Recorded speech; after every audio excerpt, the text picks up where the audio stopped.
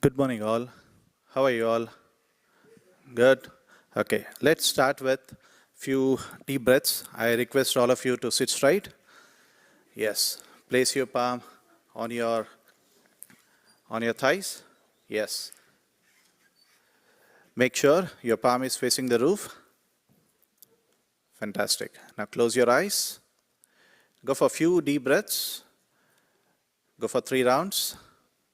Breathe in and breathe out.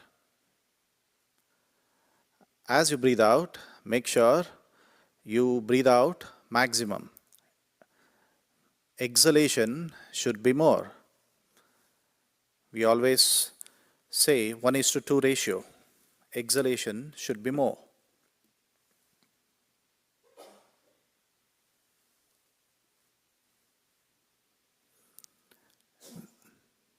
Now slowly open your eyes.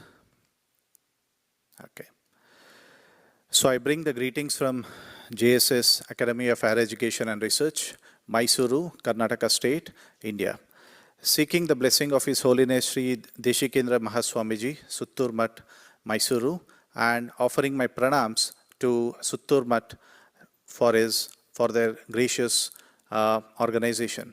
And I like to thank all the organizing committee of WAVES and as well as Maharshi International University for giving me this opportunity to share my few insights about yoga in front of you all.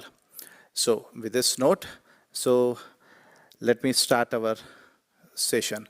So the topic given to me and what I have selected is the neurophysiology of yoga, mapping the mind and mechanism. So if you can see this picture, actually this is me who is practicing. So this is the halasana and this is the props what we use. So let us try to understand how the yoga can be understood in the terms of physiological way and as well as how it is connected at our nervous system. So I was just going through this mnemonics and before I start, 13,964. This is a kilometer what I traveled here. And madam said that I have only 12 minutes. So that means to say 1,164 kilometers, I have 1 minute. So I will try to see how much I can cover. This is the mnemonics. Can you fill in the blanks, anyone? Always N, natural N, pursuing I. Don't know, right? Even I was not sure. Morning only I just tried to figure it out. The answer is always nurture natural nirvana pursuing illumination. Please try to remember this first alphabet, that is A, N, N, N, P, I. So the whole meaning of the core message is care for your true peaceful state every single day. This is the whole message. The science of yoga has been originated thousands of years ago and it has emphasized on regulation of chitta, what we call it as mind, and balancing the prana as a primary pathway in order to achieve the so-called as the calming of the mind. In the modern therapeutic perspective, we practice various yoga techniques from asanas like asanas, breathing practice, meditation, as well as kriyas, which has given a very positive benefits on to our physical body, from modulating the functions of the heart and to the musculoskeletal system.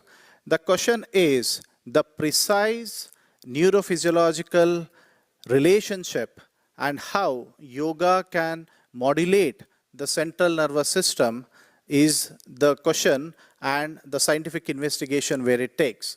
So we are having a lot of research. Let us try to understand or uncover how the yoga has been given to this society and how the research has been carried forward. Do you remember the mnemonics? A, number 1. So A stands for autonomic nervous system. So let us try to understand how yoga can restore this autonomic nervous system. Whenever we have the chronic stress, what happens is we are not able to manage that stress, and body will try to increase the secretion of the stress hormones called as cortisol, and it will lead to overdriving of sympathetic activity, and the parasympathetic activity will deplete. The result is the lot of lifestyle disorders ranging from hypertension to the mental disorder, that is depression. So whenever we try to give yoga intervention of various concepts, various techniques of yoga intervention, it is going to directly modulate the vagal nerve mechanism, and thereby it is going to deliver the physiological effect. What is the physiological effect it gives? It will try to reduce the stress. See, we cannot get out of the stress. Only thing is we can manage the stress effectively. That is the one thing what we can do it. So by modulating this autonomic nervous system, we'll be able to reduce the stress. So thereby we'll be able to achieve lot of clinical outcomes, including the balancing of cardiovascular health, balancing the mental well-being, and most important thing is homeostasis. So homeostasis is the most important concept what yoga is going to try to modulate. See, we cannot increase the immunity. We can only normalize the immunity. Okay, so because of our lifestyle modification, our immune system will be reduced, whereas when we practice yoga, we can normalize and we bring back to the normalcy. That is what yoga tries to do. So these are the outcomes which will help to maintain the better sleep, better metabolism, as well as the calm state of mind. Now, the second one, AN. N stands for neuroanatomical. So right now, before starting, you all were able to practice the deep breathing, right? So in yoga, we always emphasize on yogic breathing, that is 1:2 ratio. That is, exhalation should be more. Whenever you do exhalation and whenever we practice yoga, yoga will always help to reduce the breathing, and it will reduce to 4 to 6 minutes per minute. Normally, it is the 12 to 15 minutes per breath. Okay, breath per minute. Whereas when we practice yoga, we always emphasize on slow breathing of practice. That will help to reduce to 4 to 6 minutes. What is the benefit of that? Ultimately, what will happen is the baroreceptors, which is going to secrete, which is going to get stimulated at the carotid sinus, which is in the heart, and at the aortic arch. What it will do is, this will get stimulated because the lungs will get changed with the thoracic pressure, because when you take a deep breath, the stretch receptors in our lungs will stretch to a greater extent, and it is going to stimulate the baroreceptors at the carotid sinus as well as the aortic arch, which is going to stimulate the fantastic parasympathetic nerve called as vagus nerve. What this fellow will do? This fellow is going to release the acetylcholine to the SA node of the heart. This acetylcholine is very important for movement, very important for memory, very important for muscle action. All these things are very, very important, and it is governed by acetylcholine. And once it is released, the vagal tone will increase. What happens when vagal tone increase? Vagal tone will initiate lot of positive physiological effects, including reducing the stress and reducing the blood pressure. And this has been evident by various research which has shown to modulate the emotional balance and also to reduce the inflammation, and autonomic balance can be achieved. Then how do you check this? How do we check whether the autonomic nervous system is working or not? We are having a quantitative biomarker called as heart rate variability test. So it is a non-invasive method where we try to place the ECG lead, and we try to check, we try to record, and the result has shown that the people who are practicing yoga for longer duration and as well as in a right way of practice, they have shown to increase the heart rate variability. That means to say more of resilience and adaptability to the lifestyle can be achieved by practice of yoga. The next is the neuroendocrine, that is the another N in the mnemonics, that is neuroendocrine regulation.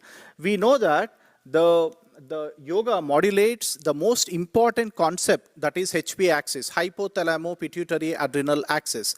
And what is this axis? This is the center for stress response system which is available in our body. And you know that the acute stress, see, stress is inevitable for our body and it is required. That is what we call it as fight or flight response. Whenever we have acute stress, our body will secrete lot of corticosteroids, and once the threat is reduced, automatically the corticosteroids will reduce.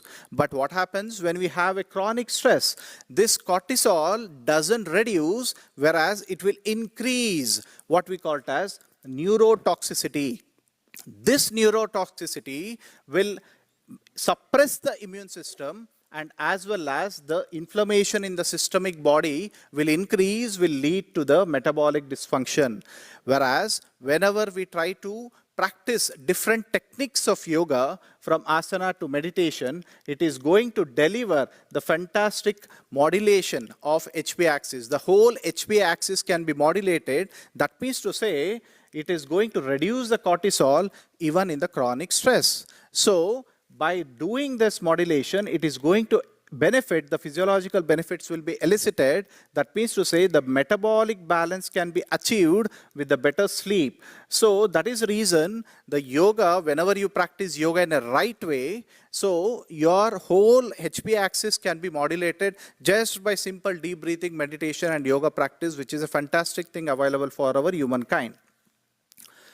See, we do every day a lot of work. And for example, today I'm here in US. So my brain has a capability to adapt to the given situation, to given environment. This concept is called as something called as neuroplasticity. The brain remarkable ability to rewire, to rebuild and transform. This concept of neuroplasticity can be very much elicited by practice of yoga. What is this neuroplasticity? Whenever you're accustomed to the different environment, there will be new neuronal connections will happen, right? So whenever there is new neuronal connections, your nervous system will try to enact. That means to say new and new neurons will get fired. So there was a saying that as we grow older, neuroplasticity doesn't happen, but it has been proved wrong. Till our last breath, there are high chance the neuroplasticity can be taken place. So that means to say, whenever you practice yoga, so there are a lot of evidence already exists, that is neuroimaging technique, whereas MRI study and other studies has shown to increase the gray matter volume. What are this gray matter? They are the gray matter and white matter. They are the tissues which is neuronal tissues which is present in our central nervous system. Okay. So these gray matter which is responsible for the communication, which is responsible for action, all these things will get modulated, and by practice of yoga, you will be able to increase the efficiency of the neural efficiency can be increased, and thereby through the sustained practice of yoga, you will be able to enhance the resilience. That is why after long practice of yoga, there will develop a stronger connections with higher gray matter and greater cortisol technique. That is why we say yoga does not just calm the mind, whereas it will also change the mind, which is very, very important to take. Now, following with the neuroplasticity, there are few components of neuroplasticity which you need to understand. In previous slide, I mentioned that the neuroplasticity, because of the practice of yoga, the gray matter thickness will happen. So, the gray matter thickness, one of the component of gray matter is prefrontal cortex. This is one of the most important slide. Please try to understand this.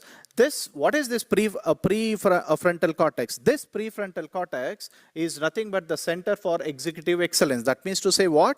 What it does, it is responsible for working memory, it is responsible for impulse control, it is responsible for attention, focus, problem solving, and also for decision making. So whenever you start practicing yoga, yoga will try to enhance this functional capability of prefrontal cortex. That means to say different meditation and pranayama and asana are going to enhance the thickness as well as improve the executive functioning of our body. So whenever you practice this, what is the outcome? Outcome is stronger prefrontal cortex. So this, what will happen if we have a stronger prefrontal cortex?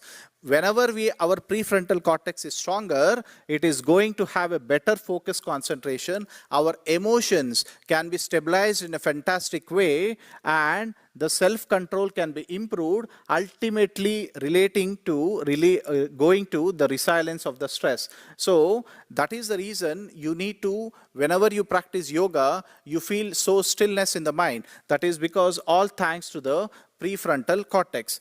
Another component of gray matter is the three component: hippocampus, insular cortex, and cognitive network. What are these? This hippocampus is memory formation, learning, and spatial navigation. That is this person is responsible for this function, and insular cortex is the person who is responsible for interoception, emotional awareness, as well as body awareness. The cognitive network, which is very much important for attention, executive function, and integration. Whenever we undergo too much of stress, the chronic stress, what will happen? It is going to hippocampal shrinkage will happen, and that will lead to the dysregulation of the insular cortex, and that will result in poor memory, learning, as well as emotional dysregulations will happen, and reduced attention and decision making will happen. That is why we are already having lot of evidence which has showed that increased gray matter volume in hippocampus and insula after regular practice of yoga. And also the point to be noted is BDNF enhancement. That is nothing but brain-derived neurotropic factor, and this brain-derived neurotropic factor, it is just like acts like a fertilizer to our neurons. Okay, so whenever we practice yoga, this BDNF level will increase. That means to say more fertilizers for our nervous system. So ultimately, it will be a transformation pathway which will lead to the neuro restoration, and that is why we say yoga does not alter the body. It does not just relax the body, it will try to rewire the brain. Let us move on to the functional neurophysiology of the body.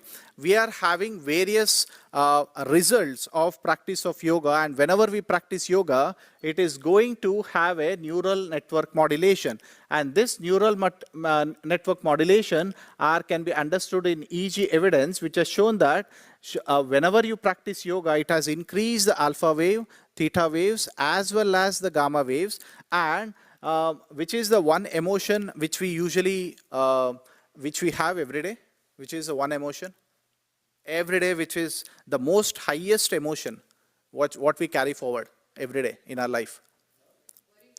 Fear. Fear is the one thing which drives us to do many works. And this person, the fear, has the seat of emotion. This person, the fear, the emotions is controlled by the most important the person who controls the emotion is called as amygdala. It is the seat of emotions, and whenever you practice yoga, it will try to regulate this amygdala overactivity, and thereby it will help to reduce the anxiety and better mental well-being. And the most third important concept, which is very, very important, is modulation of default mode network. What is this? There are default mode network. It is interconnected network in the brain which is available, and you know, when it gets activated, it activates when you're not focused at all. When you are in when you are in airport for layover for longer duration, I had to go for 9 hours of layover. So during that, my DMN was active. That is nothing to focus. So what to focus? So this DMN is responsible for mind wandering. What is the function? Daydreaming. Whenever we do daydreaming, whenever we have self-reflection, time traveling, we go back to our past or future, and social cognition, anything outside work, everything responsible person in our brain, the things which controls this is default mode network. And the second is the central executive network, which is responsible for focus, attention, and goal directed, and salience network, which detects the important stimuli, which is the network. So whenever you practice yoga, it will reduce the overactivity of DMN, and also it will enhance the efficiency of something called as central executive network and improves salience network balance. So ultimately, we have to understand the neurochemical correlation of yoga. Whenever you practice yoga for longer duration, it has shown to increase level of GABA and increase secretion of serotonin and dopamine, which is very important for mood, reward, and pleasure. And also, the yoga has something called as pain matrix. Whenever you practice asana, okay, we have something called as painkillers in our body which secretes automatically. It is called as enkephalins and endorphins. It secretes when you practice asanas. And when you practice meditation, the perception of the pain can be reduced. So that is the reason we always say asana, the integrated yoga module should work in a proper way. So yoga can modulate the neuroplasticity and it is beyond relaxation to the brain optimism. So what is the clinical rationale behind the practice of yoga? So yoga has been used extensively in mental health, especially major depressive disorder, also anxiety disorder, which is going to improve the clinical outcome of the yoga practices. So yoga does not replace the medicine. It complements it by addressing the root through the brain-body connections. So we are having various clinical applications of yoga when it comes to migraine, cardiovascular disorder, epilepsy. As you all know that in epilepsy, the one practice which you are not supposed to do, which is contraindicated in yoga, is Kapalabhati. Anybody who is suffering with epilepsy or seizure, 100% you should say that Kapalabhati is contraindicated, 100% they should not do. When it comes to cardiovascular disorder, we are running a project under ICMR where we are giving yoga therapy for the person whose heart rate ejection factor is less than 40%. And we have seen the quality of life has improved to a greater extent. So clinical summary, we say that yoga is not just a practice, it is a neurophysiological re-engineering of the life. And we have a lot of evidence and we have shown that the impact is good. And what is the future directive? The future direction is we need to have a large-scale longitudinal studies, which is very, very important, which is lagging in yoga, because yoga can transform and also the science can validate. But the thing is, both should come together. Only when it comes together, we'll be able to execute the work in a proper way. So to conclude, the yoga, Patanjali Yoga Sutra, he has said the famous shloka of mind, yogaha chitta vritti nirodha. So we know that chitta vrittis, which are the chitta vrittis? Mental fluctuation, that is pramana, viparya, vikalpa, nidra, smriti. These are the 5 fluctuations which will happens in our body. And who is the person who is responsible for this fluctuations in our body physiologically? That means to say it exactly coincides with the function of default mode network.